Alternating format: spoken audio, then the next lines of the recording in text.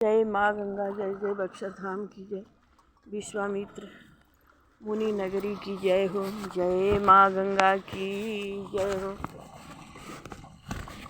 रावण की शिव भक्ति की कथा। रावण की शिव भक्ति की कथा। हाँ ले ले बनी लिप का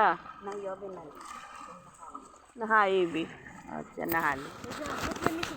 हाँ निकबा हाँ निमन बा।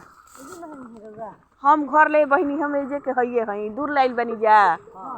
हम एजे के हइये हई हम रोज जावे नी ठीक न। हाँ तो किसी को नहानी जरूर सब दूर लेनु आइल बनी जा। घर ही से आवता नी।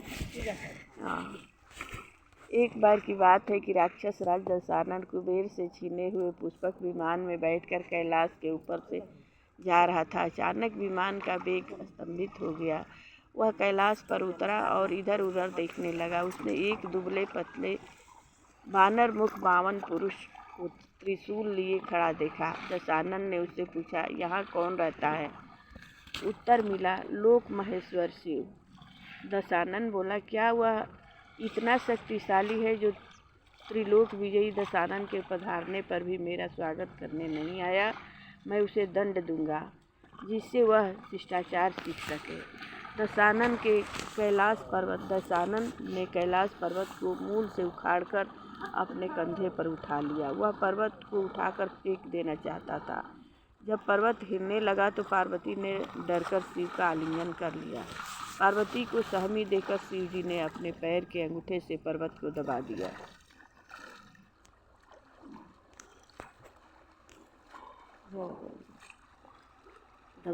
दशानन का कंधा और हाथ पैर पर्वत के नीचे दब गए। वह जोर जोर से रुदन करने लगा। दीर्घ काल तक रुदन करते करते वह शंकर की स्तुति करने लगा। पार्वती जी को उस पर दया आ गई और भगवान शंकर से बोली, यह आपका भक्त है, इसे विमुक्त कर दीजिए। भगवान शंकर ने अपने पैर का अंगूठा पर्वत से उठा लिया। दशानन मुक्त हो गया और पर्वत को उसने यथास्थान रख दिया। उसके हाथ और कंधे में बड़ी पीड़ा हो रही थी। दशानन वहाँ तांडव करने लगा। कहते हैं उसके तांडव पदघात से वहाँ एक विशाल झील बन गई। उस झील को राक्षस झील कहते हैं।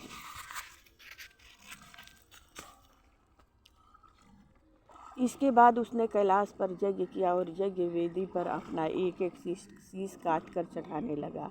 जब वह अपना अंतिम शीश काटने को उद्यत हुआ तो भगवान शंकर प्रसन्न होकर उसके सामने उपस्थित हो गए। वरदान स्वरूप शिव से उसे ज्ञान, भौतिक ज्ञान, अजय तत्व तथा 10 शीश प्राप्त हो गए। भगवान शंकर ने दशानन से कहा, तुम दीर्घकाल तक पर्वत के नीचे दबे रहने के कारण रोते रहे हो, इसलिए भविष्य में तुम्हारा नाम रावण होगा।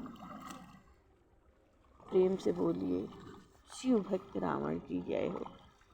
जय माँ गंगा, जय जय बक्षरधाम की जय हो।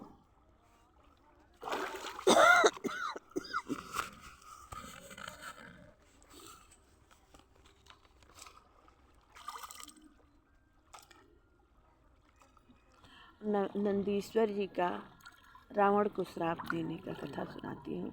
एक बार रावण कैलाश पर्वत पर गया। वहाँ पर नंदी पहरे पर थे। रावण अपने पराक्रम की डींगे मारने लगा। नंदी बोला, तुम और मैं दोनों शिव के उपासक हैं, इसलिए तुम्हारे डींगे मारना मुझे अच्छा नहीं लग रहा है। पराक्रम तो हमारे आराध्य का प्रसाद है।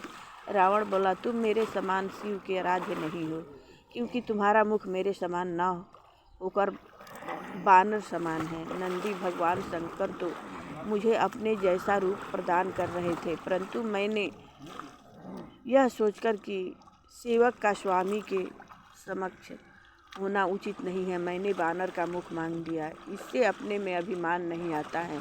अभिमानी, दंभी, परिग्रही व्यक्ति भगवान शंकर की कृपा प्राप्त नहीं कर सकता। रावण बोला, तुम्हें बानर मुख क्या मिला? तुम्हारी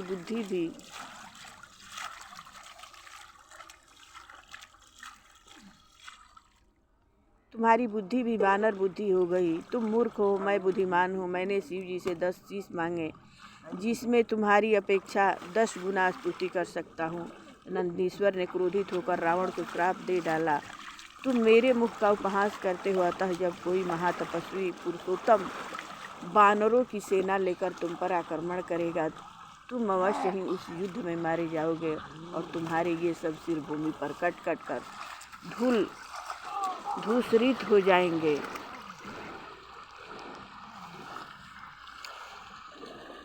अब भगवान गोपेश्वर शिव की कथा। भगवान शंकर जहाँ भोले हैं वहीं विनोदी भी हैं। एक बार वे कैलाश से अकेले वृंदावन पधारे थे। उस समय वहाँ पूर्णिमा का महारास चल रहा था। उन्होंने गोपी का भेष धारण किया और महारास में सम्मिलित हो गए। श्री राधा ने तत्काल कृष्ण के कान में कहा कि अमुक गोपी हमारे परिवार की नहीं है। कृष्ण उस गोपी रूपी शंकर को देखकर हंसे और उनके समीप जाकर बोले, जब आप गोपेश्वर में स्वयं पधारे हैं तो अपने मूल रूप में विराजे और हमें सेवा करने का मौका दे। तब वह अपने मूल रूप में प्रकट हो गए।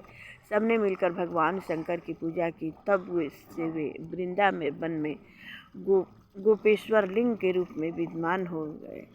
प्रेम से बोलिए गोपेश्वर भगवान की जय।